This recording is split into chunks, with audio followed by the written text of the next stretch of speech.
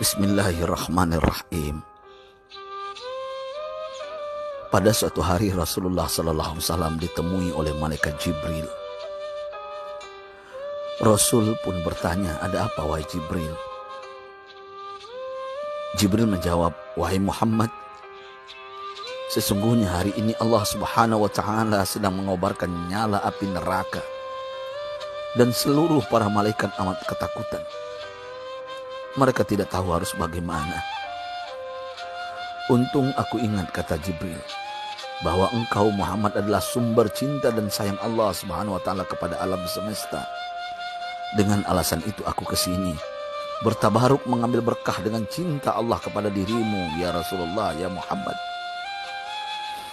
Rasulullah terdiam beberapa saat, kemudian bertanya lagi, "Wahai Jibril, ceritakan padaku bagaimana neraka itu sesungguhnya."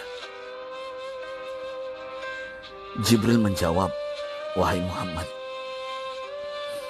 neraka itu bagaikan lubang-lubang yang terdiri dari 7 tingkat. Jarak antara satu lubang dengan yang lain ialah perjalanan 70 tahun. Lubang paling bawah adalah lubang yang paling panas." Nabi SAW meneruskan pertanyaannya, "Lalu siapakah penghuni lubang-lubang neraka itu wahai Jibril? Sampaikan kepadaku Jibril." Jibril menjawab, "Lubang yang paling bawah diciptakan untuk orang-orang munafik. Lubang yang berikutnya untuk penyembah berhala. Lalu untuk penyembah bintang dan matahari." Jibril terus menerangkan penghuni tingkatan neraka hingga lubang yang kelima, tempat umat Yahudi, dan yang keenam dihuni oleh umat Nasrani.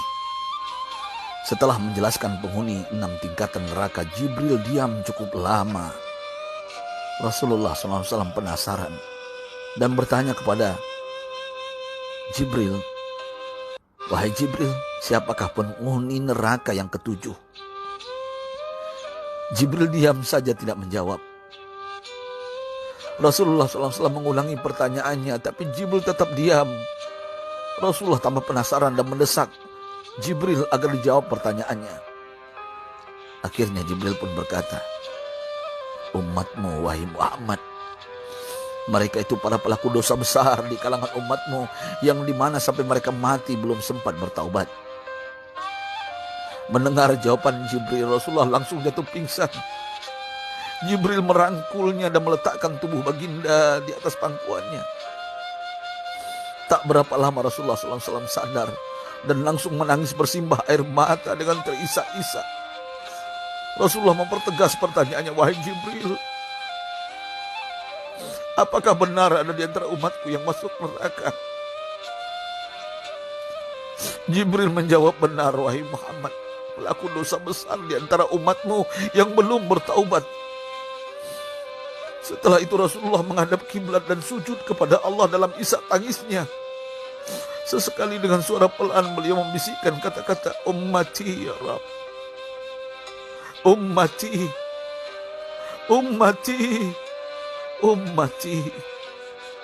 Beliau SAW tidak mengangkat kepalanya dalam keadaan seperti itu selama 3 hari 3 malam. Kecuali setiap Bilal bin Rabah mengumandangkan azan, barulah beliau bangkit untuk menjadi imam. Dan setelah itu kembali sujud lagi. Pada hari ketiga Abu Bakar menyadari hal ini, beliau mengetuk pintu Rasulullah dan mengucapkan salam 3 kali, namun tidak terdengar jawaban. Abu Bakar sedih dan berseru di hadapan pintu Nabi besar Muhammad SAW, "Apakah ada jalan untuk masuk ke rumahmu ya Rasulullah?" Tetap tidak ada jawaban. Di jalan Abu Bakar bertemu sahabat Umar. "Mengapa engkau menangis wahai Abu Bakar?" kata Umar. Abu Bakar menceritakan keadaan Rasulullah SAW. Maka Umar pun melangkah menuju rumah Rasulullah dan terjadilah hal yang sama. Umar pun pulang dan menangis. Di jalan Umar bertemu sahabat Salman Al-Farisi. Dengan terisak Umar bercerita kepada Salman hingga membuat dia amat sedih, namun tidak berani mengulangi hal yang sama. Salman melangkah menuju rumah Fatimah radhiyallahu anha dan menceritakan hal itu.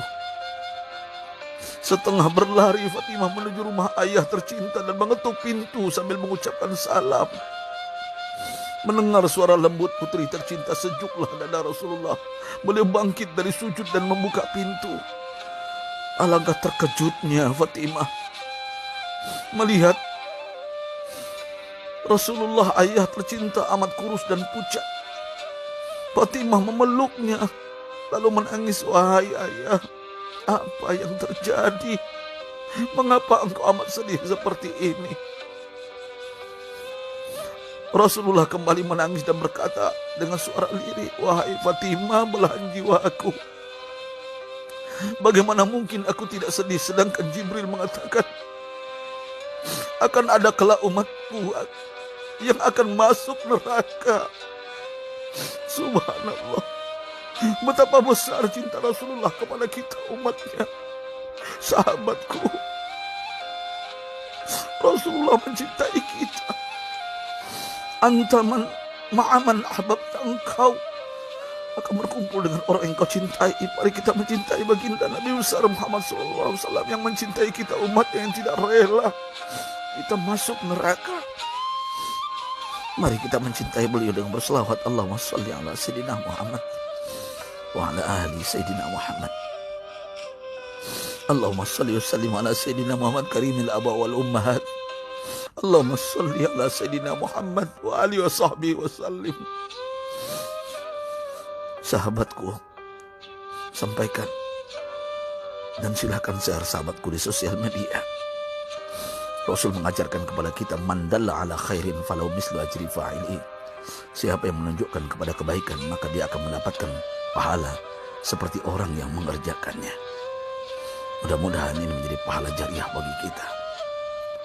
Saya Ustadz Oren. Assalamualaikum warahmatullahi wabarakatuh.